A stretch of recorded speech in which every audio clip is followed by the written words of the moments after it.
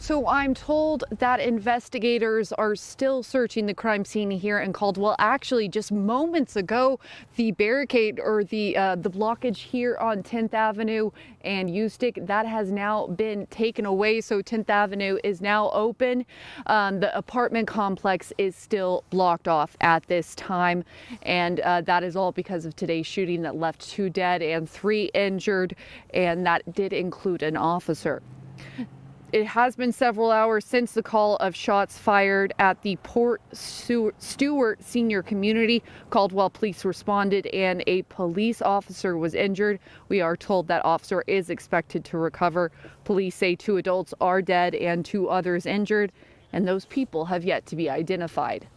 So basically what's going to happen is Caldwell police is going to work the initial call, that call that came in. And so it's going to take a while because you've got crime scenes. We need to make sure that we're scouring the area for property, anything that has to do with the crime. And so when that is done and we feel like it's okay to release, they will be allowed back in. And the main thing I think that, as the chief has said, is it's a stable situation right now, and the tragedy along with it, there's a lot to digest for the public and for us as well. So this will take some time to work through everything, and there's not a lot we can give you tonight. We may have more information tomorrow that we could share. Now, Canyon County Sheriff's Office and Idaho State Police are here working the crime scene. Now, any tenants that were away during the shooting, police are saying that they are not allowing anyone into the apartments at this time. But just to repeat, earlier, I was just telling you guys that 10th Avenue here to Ustick is now open, so you guys can safely move through 10th Avenue up to Ustick, but the apartment complex is still closed as they are continuing to investigate. But first, from Kauai, Lori Daybell has been arrested on a warrant out of Idaho. You, of course, remember that Lori is the mother of the 2 missing kids from Rexburg, Tylee and JJ. Now, the biggest question with this case is, where are the kids? Tylee and JJ have not been seen since September. Lori's being charged with 2 felony counts of desertion and non-support of dependent children. She was also charged with resisting and obstructing officers and contempt of court. The warrant set bond at $5 million. So what happens next? Lori is being held in the Kauai Police Detention Center tonight. She'll have a hearing before a judge tomorrow, probably in the morning. She has a choice: waive her rights or fight extradition, which could keep her in Kauai another couple weeks. But arguments against extradition are limited to basically one question: are you the person named in the warrant, or is this some sort of mistake? If there is no mistake, then she will return to Idaho with a police escort from Rexburg to face the charges. In an interview with CBS this morning, Tylee's aunt reacts to her arrest.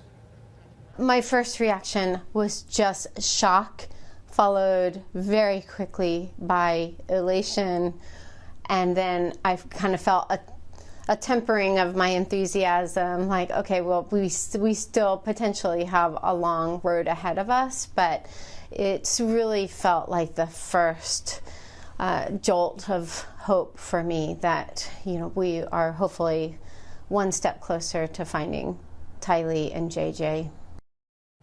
You'll hear more of that interview coming up tomorrow on CBS News This Morning. Now take a look. The grandmother of JJ, that's Kay Woodcock. She tells East Idaho News how she feels about hearing about the arrest. We're elated, we're relieved, we're ready for the next step, which is, where are the kids? Where are the kids? Where are the kids? Big career change a few years ago, from working in dentistry in Colorado to owning her own coffee shop in Meridian. Quite a career change. CBS 2's Haley Kramer talked to her this morning about why she chose to take that leap. I was like, Mom, Dad, I'm no longer in the dental field, and they just looked at me in shock, and then I was like, but don't worry, I'm a barista now. At 19 years old, Chardonnay Juarez was on the hunt for a new career when she came across a coffee shop in downtown Denver. I was like, look, I don't know nothing about coffee, but I know that I could pick up the skill right away within the next 24 to 48 hours if you teach me. She did, and excelled at her job as a barista, and was even encouraged to open her own shop. Not long after, though, she moved to Boise, Idaho with her family. But coffee was still on her mind. She went to conventions and talked to leaders in the industry to find out what she needed to do. But when she went to the bank with her business plan, they were like, I'm so sorry, like, you sound very passionate about this, but we can't because you have no credit. This whole process was a learning experience, but she figured there had to be a way.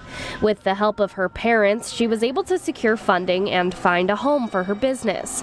She also got help from the Idaho Women's Business Center, finding a mentor in Executive Director Diane Bevan. Her guiding me to the right networking of people showed me that opening up a business is not just about showing up and selling whatever it is that you're selling. It's about coming in, knowing your audience, knowing how to do employment, knowing the taxes process, the maintenance. Tucked away on Progress Street in Meridian, her 1920s inspired coffee shop, Chardonnay's Brew Lane, opened up shop in spring of 2018. She likes to think of it as more than a place to just grab coffee and leave, but a place where customers feel at home. Here you could just put down your phone, you could tell me what it is that is on your mind, and I feel like I have left a lot of customers leaving out pretty happy. In Meridian, Haley Kramer, CBS 2 News.